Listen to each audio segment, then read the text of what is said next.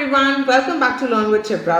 मैं वापस यहाँ पर आपके लिए एक इंपॉर्टेंट जॉब अपडेट लेकर आई हूँ जो कि है डीआरडीओ के गैस टर्बाइन रिसर्च एस्टैब्लिशमेंट में बैंगलोर में। तो इस वीडियो में मैं यहाँ पर जो वैकेंसी निकली है उसकी सारी डिटेल्स जो है वो आपके साथ में शेयर करूंगी, तो आप ये वीडियो लास्ट तक देखेंगे। सो डिफरेंट कैटेगरीज में इन्होंने निकाला है recruitment which is basically for apprentice trainee की जो पोजीशन है वो निकली है।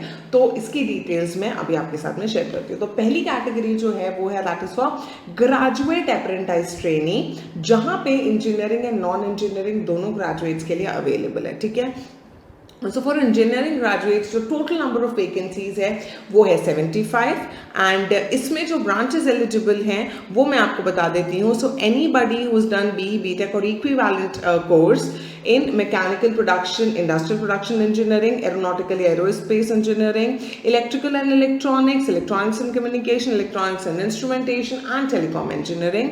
Then is your computer science, information technology, metallurgy, material science, civil engineering और equivalent. So ये सारी branches में से किसी में भी अगर आपकी डिग्री है बीटेक और equivalent है तो यहाँ पर इनका जो है 75 वैकेंसीज है, तो आप अप्लाई कर सकते हैं। ठीक है, नेक्स्ट जो है If I talk about non engineering तो वहाँ पे बीकॉम वाले, बीएससी वाले, बीए, बीसीए एंड बीबीए के स्टूडेंट्स जो है वो एलिजिबल हैं।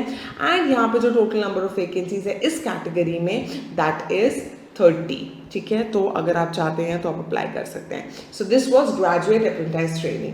Next category is diploma apprentice trainee, जहां पे आपको एक डिप्लोमा चाहिए इन इंजीनियरिंग और टेक्नोलॉजी, या फिर अगर आप कोई सैंडविच कोर्स स्टूडेंट है जो डिप्लोमा परस्यू करने वाले हैं तो वो भी क्या कर सकते हैं, अप्लाई कर सकते हैं अगर आपने वो चीज़ कर रखी है तो। ठीक है, देन इज अब इसमें जो है डिप्लोमा में जो ब्रांचेस अलाउड हैं वो मैं आपके लिए रीड आउट कर देती हूँ। So mechanical production tool and die design, then is electrical and electronics, electronics and communication and electronics and instrumentation, computer science, computer networking में भी अगर आपने किया है तो आप एलिजिबल हैं, तो आप अप्लाई कर सकते हैं। ठीक है, इस कैटेगरी में जो टोटल नंबर ऑफ वैकेंसीज है दैट इज 20। ठीक है, नाउ आता है last category which is ITI apprentice trainee. ठीक है, इसमें आपको सर्टिफिकेट होना चाहिए वोकेशनल कोर्स का जो कि 2 इयर्स का हो after your this thing higher जो secondary stage of school education होती है उसके बाद में अगर आपने किया हुआ है 2 साल का कोर्स तो आप अप्लाई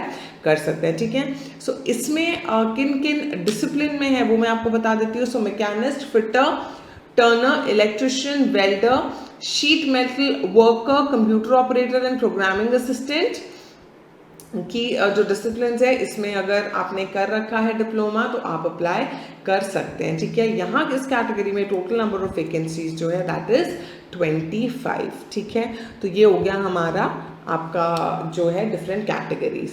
अब आते हैं age limit. So your age हर एक कैटेगरी में 16 मार्च 2023 में आपकी जो मिनिमम एज है that should be 18 years. Maximum age है वो अनरिजर्व कैटेगरी के लिए 27 है, ओबीसी के लिए 30 है, SC/ST के लिए 32 है एंड पर्सन विद डिसेबिलिटी के लिए 37 है। सो दिस एज लिमिट जो इन्होंने क्राइटेरिया दिया है that remain same for all the disciplines जो दिए हुए हैं वहाँ पे। ठीक है, नाउ अब कौन लोग अप्लाई कर सकते हैं? सो एनीबडी जिन्होंने पास किया है ये 2020, 22, 2020, 21 एंड 22 में वही एलिजिबल है। 2020 के पहले वाले लोग एलिजिबल नहीं है इसमें। ठीक है, ऑल्सो दे क्लियरली मेंशन कि अगर इसके अलावा आपकी कोई हायर क्वालिफिकेशन है तो आप उसके लिए आप एलिजिबल नहीं, आप नहीं अप्लाई कर सकते हैं। ठीक है, now there are certain important instructions which I'll read out a few for you। बाकी जो PDF का लिंक है उसमें जाके आपको ज़रूर से पढ़ लेना है। ठीक है, सो ये जो ट्रेनिंग है ये जो रहेगी that will B for a period of 12 months पहला। दूसरा, एक रजिस्ट्रेशन जो फर्स्ट 2 कैटेगरीज थी उसमें मैंडेटरी है पोर्टल में, तो वहाँ पे जब आप रजिस्ट्रेशन करेंगे सो आपको एक कोड जनरेट होगा which will be use for everything. आगे का जितना भी प्रोसीजर होगा जब आप अप्लाई करेंगे, फॉर्म फिल करेंगे, वहाँ पे वो रजिस्ट्रेशन कोड जैसा आपको यूज करना रहेगा। जब वेरिफिकेशन होगा डॉक्यूमेंट्स वहाँ पे भी, तो मेक श्योर जब आप रजिस्टर कर रहे हैं you are able to note it and save it in a place where you can retrieve that information, ठीक है। तो ये हो गया।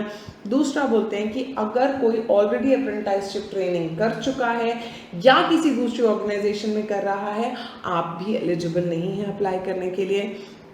अगर आपको वर्क एक्सपीरियंस है 1 साल से ज़्यादा का, तो भी आप अप्लाई नहीं कर सकते हैं।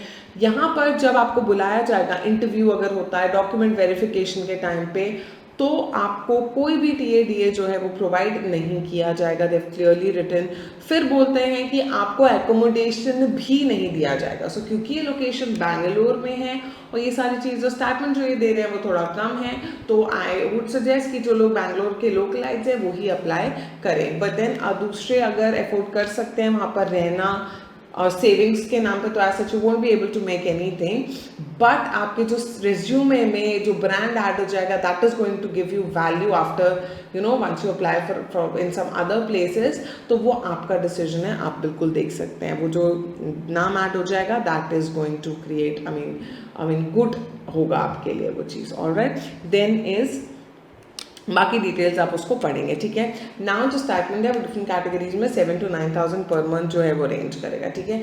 Now coming to the selection procedure, so अब वो डिपेंड करता है कि क्या करते हैं, बिकॉज यहाँ पे जितनी सारी चीज़ें देखिए कोई भी क्लियरली मेंशन नहीं, whether they will conduct written test और they are going to conduct direct interviews, कुछ लिखा नहीं है। बट हाँ, यहाँ पर लिखा है selection of candidates will be carried out by shortlisting on the basis of either academic merit or a written test or an interview as required, subject to satisfactory verification of the documents. So वो आपका documents verification के बाद में दिल decide की basically करना क्या है, ठीक है।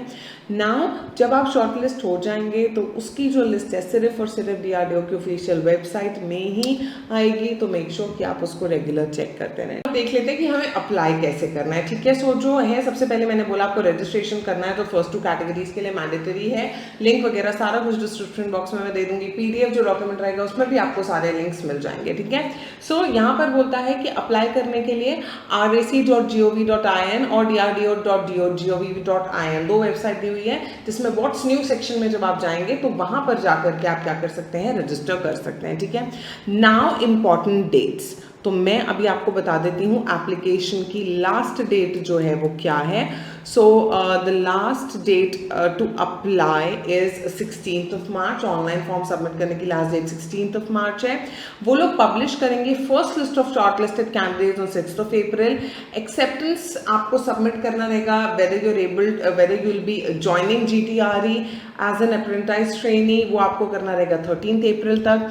Then interaction with the shortlisted students जिन्होंने एक्सेप्टेंस दे दिया है, that will happen on 20th April and declaration of final results जो है probably that will be on 28th April and probable date of joining उन्होंने लिखी है 8th मई, ठीक है। सो और कोई भी बच्चा जो इंटरेस्टेड है बैंगलोर में अगर आप हैं और किसी भी कैटेगरी में फिट बैठते हैं, तो you should apply because that's a brand and you know उसका जो एक्सपीरियंस है और जो CV में ऐड होगा that is going to give you a lot of value when you search for your jobs, है ना। बाहर वाले थोड़ा सा थॉटफुल डिसीजन लें, अगर लगता है फाइनेंशियली चीज़ें मैनेज हो सकती हैं, सो गो फॉर इट। एंड ऐसे ही और वीडियोस के लिए अगर आपने मेरे चैनल को सब्सक्राइब नहीं किया है तो please subscribe and keep learning with Shipra. I will see you guys super soon with more informative videos and recruitment opportunities as well. Bye bye, take care, have a good day.